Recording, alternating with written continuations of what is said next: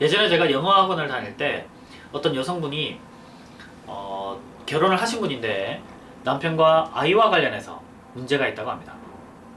여성분은 결혼할 때 그 남편분에게 나는 아이를 낳지 않을 거야 라고 명시적으로 말씀을 했고, 그 남편분도 괜찮다, 나는 아이가 없어도 당신과 행복하게 살기만 하면 된다 라고 서로 양해해서 결혼을 했다고 합니다. 그런데 시간이 흐르자 남편의 마음이 조금 변화한 거죠. 아이가 없으니까 적적해진 겁니다. 그래서 남편분이 부인에게 우리 아이를 낳자고 제안을 합니다. 근데 이 부인은 아이를 진짜 낳기 싫은 거예요.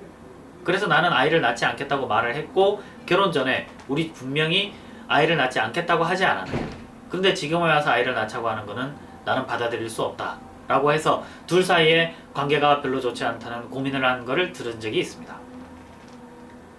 변호사 1년차 때 그 분을 만났는데요, 만약 그분들이 이혼법정으로 갔다, 좀 안 좋은 상상이지만 이혼법정으로 갔다 그러면 이 이혼 사유가 됩니까? 혼인자네, 분명히 자신은 아이를 낳지 않겠다고 이야기를 했고, 여자 입장에서는 남자는 생각이 변해서 나중에 아이를 낳고 싶다고 한 거지 않습니까? 이런 경우에 서로 의사의 불합치가 있습니다. 이런 경우에 이혼을 할 수 있을까요? 법정 이혼 사유는 되지 않을 겁니다. 왜냐하면 서로 양해하에 결혼을 했기 때문에요. 근데 이런 관계가 지속된다면 기타 혼인을 계속하기 어려운 사유에 해당합니다. 왜? 남자는 처음에는 그렇게 생각했지만 살다 보니까 생각이 변한 것이고, 그로 인해서 부부관계가 점점 멀어지고 남자는 정말 아이를 갖고 싶다면 그 가정은 헤어지게 해주는 게 맞는 거죠. 그죠? 그래서 이혼 사유가 될 수 있습니다. 시간이 오래 흐른 뒤라면. 어떤 사유로? 기타 혼인을 계속하기 어려운 사유로 될 수 있습니다. 한편으로는 우리나라는 타인의 가정에 대해서 굉장히 간섭을 많이 합니다. 저 집은 왜 애가 없어? 이 남자도 아마 그런 데에 대한 고민이 많았을 거예요. 야, 너 결혼 7년 차인데 아직 애가 없냐? 뭐 문제 있는 거 아니야? 이 질문을 여러분 받아내실 수 있겠습니까? 쉽지 않습니다. 우리 와이프가 애 안 낳는데. 이 말을 쉽게 할 수 있는 남자 그렇게 많지 않습니다. 또 여자분도 너희는 왜 애가 안 생기니? 결혼 10년 차인데 왜 애가 안 생기니? 이 말을 계속 들어보십시오. 참 쉽지 않습니다.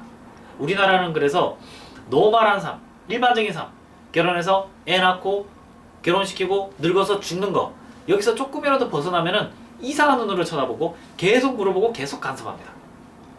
이번 얼마 전에 설이었죠. 설날에 고통받으신 분들 많죠. 많은 노총각 노처녀들 결혼 언제 하냐? 시집 언제 가냐? 장가 언제 가냐? 애인은 있냐? 언제 만났냐? 그 사람 언제 데려올래? 상견례 언제 하지? 아이고, 저도 좀 들었지만은 지금도 그런 걸 듣고 있는 사람들은 얼마나 고통스럽겠습니까? 결혼한 직장 여성분들 출근해 보십시오.